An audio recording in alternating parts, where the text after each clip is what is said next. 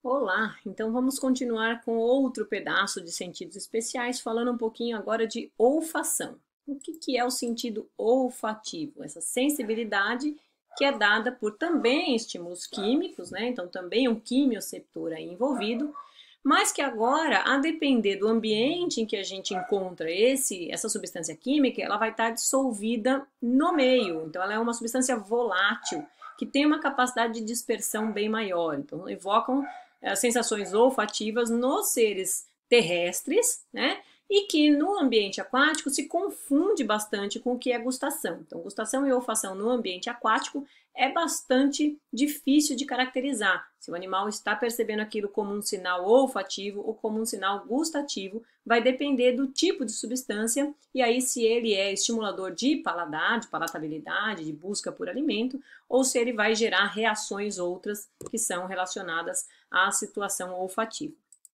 Os animais são principalmente enquadrados em duas categorias, então, segundo a quantidade de vias olfatórias que eles apresentam, a gente fala em animais que são macrosmáticos, que têm uma capacidade de percepção olfativa bastante elaborada, né? Que tem percepção de poucas moléculas no meio, eles já conseguem perceber, e seres que são microsmáticos como nós. Então, nós não temos essa capacidade olfativa tão elaborada. Então, se a gente for pensar em outros animais aí, né, dentro do meio aquático, por exemplo, um ser macrosmático seria um tubarão e um microsmático algum outro peixe que não tem uma base olfativa tão desenvolvida, né, que percebe, mas percebe só quando a quantidade no meio está bastante alta. Então, a gente tem essas duas classificações. De forma geral, os peixes apresentam, então, uma série de células também ciliadas aqui, né, que compõem o sistema olfatório, como a gente vê depois nos outros grupos, até mamíferos. Então, no sistema olfatório do peixe, que tem uma cavidade nasal específica, a gente encontra uma invaginação, então é como se fosse uma cebola aqui dentro, né, esse epitélio olfativo do animal, e no meio dessas invaginações, né, de cada camada celular aqui, a distribuição de grande quantidade de células olfativas que são ciliadas. Então, a gente vê aqui vários tipos de células olfativas que são ciliadas. E essas células olfativas, elas são neurônios, elas são o próprio neurônio de primeira ordem, que tem um corpo celular localizado aqui nessa região intermediária e que ao outro lado, né, então o axônio dele forma o bulbo olfatório. Então é um dos sentidos mais primitivos dos vertebrados, a percepção olfativa. Então, a gente vê aqui, né, nessas lamelas todas que compõem o epitélio olfatório, uma grande quantidade de células, e essas células, então, formando um nervo olfatório, que sai da região de bulbo olfatório, que é a primeira parte do cérebro do peixe, e depois percorre áreas mais internas, né, do sistema nervoso, chegando à região de telencéfalo para a interpretação de sinais. O bulbo olfatório já é capaz de interpretação de sinais, já faz ligação com vários outros sinais que o animal tem experiência durante a vida. Então, a gente vê que em teleósteos existem entre 4 e 5 tipos de células olfativas, todas ciliadas, todas distribuídas nessa camada de epitélio olfatório da cavidade nasal. Os cílios e as microvilosidades das células ciliadas têm uma série de proteínas, né? Então são proteínas G, ou são canais ionotrópicos que respondem aqui à presença dos elementos químicos, né? Então se ligam nessas células e geram um potencial de ação, o PEPs ou PIPs, ou um potencial de ação, e vão levar o sinal para dentro do bulbo olfatório e depois para áreas interpretativas superiores. Então aqui eu coloquei para vocês os principais tipos de células que a gente acha nesses animais. Então célula de Kappa é uma célula menorzinha, bem pequenininha, cheia de microvilosidades na sua área apical, né? E nessas microvilosidades, então, a gente tem uma série de canais, né, de proteínas receptoras. A célula de Peyr também é uma célula pequena, que tem os cílios aqui na forma de dendritos curtos, né? Então são células também que possuem uma capacidade de recepção de sinais químicos, principalmente presentes em peixe zebra. Essas células aqui em forma de cripta, então elas têm uma invaginação e os cílios saem da invaginação que elas têm, elas ficam na região do epitélio olfativo e elas então são receptoras de uma série de sinais químicos dissolvidos. As células microvilosidade ou microvilosas, né, tem uma grande quantidade de cílios aqui. as células ciliadas, que têm esses cílios maiores, no formato de um cílio comum mesmo, e aí todas elas têm essa característica de serem o neurônio de primeira ordem.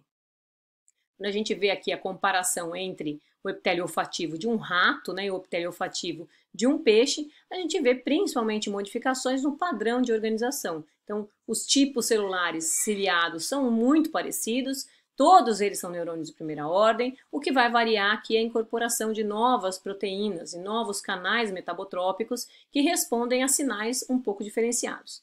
Todos eles são canais de adaptação rápida. Lembra que eu falei para vocês aqueles canais que deixam de mandar o sinal conforme eles são estimulados por um período mais prolongado. No epitélio olfatório humano, então muito parecido com o que eu mostrei anteriormente, a gente vê essa mucosa olfatória, né, os neurônios aqui percebendo os sinais químicos distribuídos nesse meio, né, nesse epitélio olfatório, e aí os neurônios chegando aqui no bulbo olfatório, olha só, região de bulbo olfatório está aqui dentro, né, essa área cerebral bem próxima do epitélio olfatório. Então tem uma comunicação muito rápida com o sistema nervoso central, né? As células são neurônios de primeira ordem, ou seja, são células bipolares, que têm seu núcleo centralizado, áreas de cílios na parte onde está o epitélio olfatório, e aí aqui o nervo olfatório formando a região que chega até o bulbo. Okay? Então essas células aqui, elas despolarizam em resposta a uma série de sinais que estimulam aí o potencial de ação que vai subir, vai ascender até a região de bulbo e aí para frente. Como que acontece isso? Os sinais são disparados aqui nessa região ciliada, né? Então causam um potencial de ação aqui, e aí esse potencial de ação caminha até a região aqui do bulbo, onde fazem sinapse com essas outras células aqui que formam o trato olfatório. Então no bulbo olfatório é formado o trato olfatório. Essa conexão aqui é chamada de glomérulo, né? E essas células então levam através do trato olfatório uma série de sinais.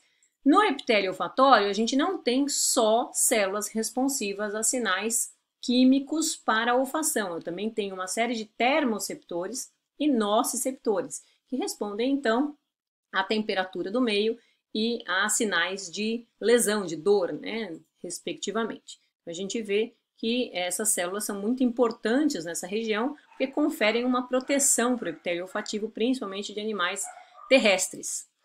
E como que é essa célula, então, né? Como que é o cílio delas? Então, se a gente aumentar o tamanho de um cílio aqui, a gente vai ver que está localizado nesse cílio uma série de canais. Tem canais receptores que são proteínas G, que são canais metabotrópicos, né? Então, o odorante se liga nele e gera uma cascata intracelular que culmina com entrada de sódio, com entrada de cálcio, com saída de potássio. Então vai depender do tipo celular e isso leva a uma despolarização. E aí, se vários cílios aqui são estimulados ao mesmo tempo, lembra, somação de PEPs culmina com a despolarização em si.